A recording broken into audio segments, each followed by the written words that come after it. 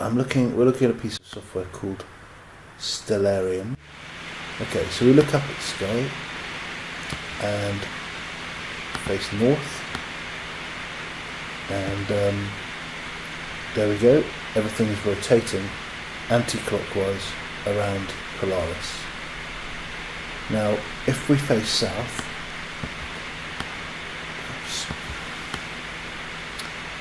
then in the planisphere projection, which is very much like what you would actually see, as opposed to some of the other projections that you can commonly see, which don't reflect what you would actually see very closely.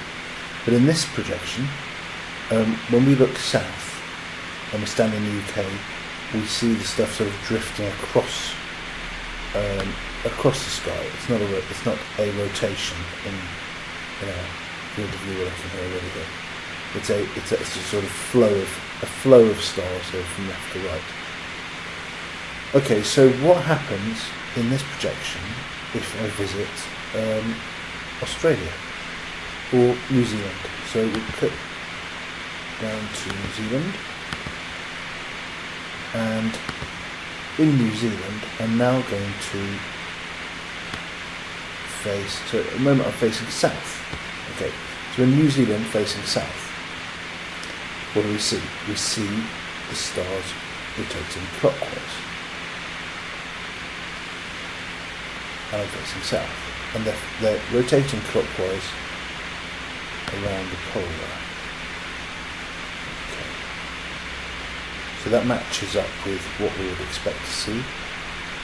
A clockwise rotation as opposed to an anti-clockwise rotation, which you see in the northern hemisphere.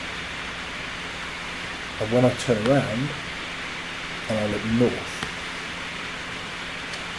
what do I see? I see the kind of flow of stars from one side of the sky to the other, going in the opposite direction. So what's the point of what I've shown you? Well, it shows you that in the planisphere projection, there's only one axis of rotation going on. So the stars are only circulating around one point, and when you look in the other direction, they are not circulating around a point at all. Okay, so that is what we observe in both hemispheres, except that the direction is reversed. So we see things rotating around when we look north in England, and when we look south in New Zealand.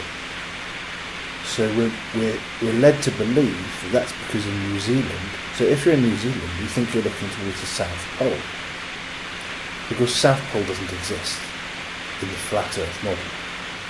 When you're looking south in New Zealand, you're looking to what us in Europe and say England, the UK, is north. So if you look south in New Zealand, you're really looking north from a UK person's perspective. And if you're looking north from a New Zealand perspective, you're looking south from a UK perspective. So if you look at the flat Earth map, you can see why that is, because the north and south are opposing each other. They're 180 degrees apart.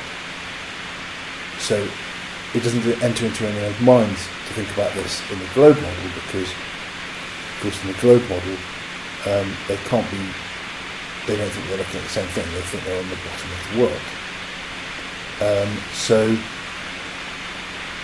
what I've showed you explains how in a flat Earth model you would observe exactly the same phenomena as you see in the spherical world model. So I can go to Australia and see what I'm told I'm going to see, the rotation around what I'm told is the South Pole when I look south, and the kind of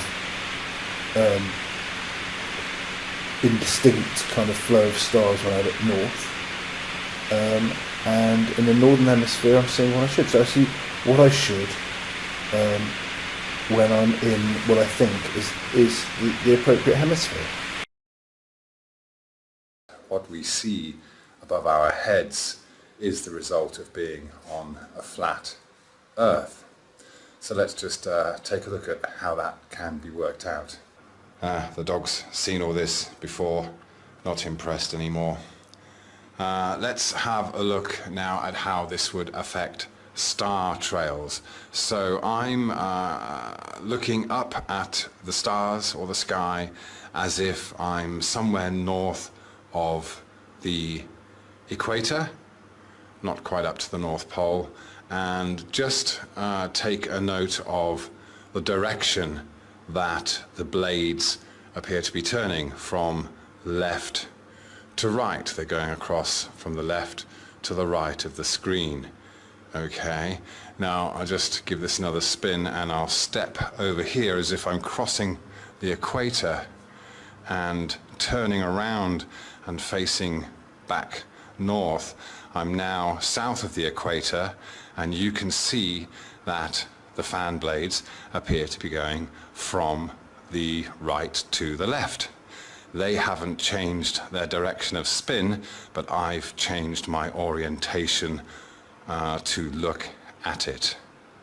Okay, go back under and turn around, and now the blades are going from left to right again. You see, north of the equator, left to right, south of the equator, right to left. Thank you very much.